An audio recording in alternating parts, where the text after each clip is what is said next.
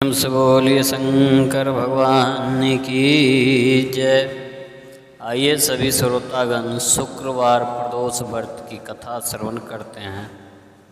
9 मई 2025 को शुक्र प्रदोष व्रत है, इसलिए शुक्र प्रदोष व्रत का कथा श्रवण करते हैं। शुक्रवार के दिन जब भी त्रयोदशी तिथि का संयोग बनता है तब शुक्र प्रदोष व्रत लगता है। शुक्र प्रदोष व्रत के साथ चतुर्दशी तिथि का भी संयोग बन जाए तो यह और भी उत्तम होता है। शुक्र प्रदोष व्रत के संयोग में पुराण में वर्णित शुक्र प्रदोष व्रत की कथा का जो भक्त श्रद्धापूर्वक पाठ करता है उसकी सभी मनोकामनाएं पूर्ण होती है। सूत जी बोले, प्राचीन काल की बात है, एक नगर में 3 मित्र रहते थे। तीनों में घनिष्ठ मित्रता थी। उसमें एक राजा का बेटा, दूसरा ब्राह्मण का पुत्र, तीसरा सेठ पुत्र था। राजकुमार और ब्राह्मण पुत्र का विवाह हो चुका था। सेठ पुत्र का विवाह के बाद गौना नहीं हुआ था। एक दिन तीनों मित्र आपस में स्त्रियों का चर्चा कर रहे थे। ब्राह्मण पुत्र ने नारियों की प्रशंसा करते हुए कहा, नारीहीन घर भूतों का डेरा होता है। सेठ पुत्र ने यह वचन सुनकर अपनी पत्नी लाने का तुरंत निश्चय किया।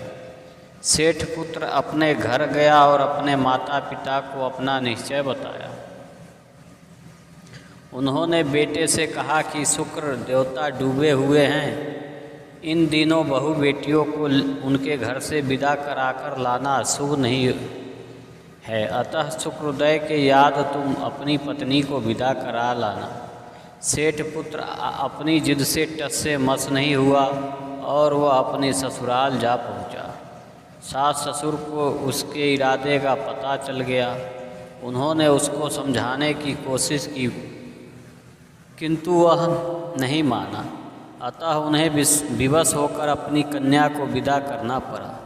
ससुराल में से विदा होकर पति पत्नी नगर से बाहर निकले ही थे कि उनकी बैलगाड़ी का पहिया टूट गया और एक बैल की टांग टूट गई।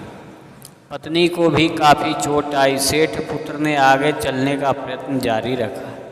तभी डाकुओं से भेंट हो गया और वे धन धान लूट कर ले गया। सेठ का पुत्र पत्नी सहित रोता पीटता अपने घर पहुँचे। जाते ही उसे सांप ने डस लिया। उसके पिता ने वैद्य को बुलाया। उन्होंने देखने के बाद घोषणा की कि आपका पुत्र 3 दिन में मर जाएगा। उसी समय इस घटना का पता ब्राह्मण पुत्र को लगा। उसने सेठ से कहा कि आप अपने लड़के को पत्नी सहित बहू के घर वापस भेज दो। यह सारी बधाई इस कारण से आई है कि आपका पुत्र शुक्रास्त्र में पत्नी को विदा करा लाया। यदि वह वापस पहुंच जाएगा तो बच जाएगा। सेठ को ब्राह्मण पुत्र की बात जच गई और अपनी पुत्र वधू और पुत्र को वापस लौटा दिया। वहां पहुंचते ही सेठ पुत्र की हालत ठीक होने आरंभ हो गया। तत्पश्चात उन्होंने शेष जीवन उन्होंने साथ में सुखपूर्वक बिताया और मृत्यु के बाद स्वर्गलोक को गया। इस प्रकार शुक्र प्रदोष व्रत का कथा जो कोई पढ़ता या सुनता है उनके सारे मनोकामनाएं पूर्ण होती है। प्रेम से बोलिए शंकर भगवान की जय।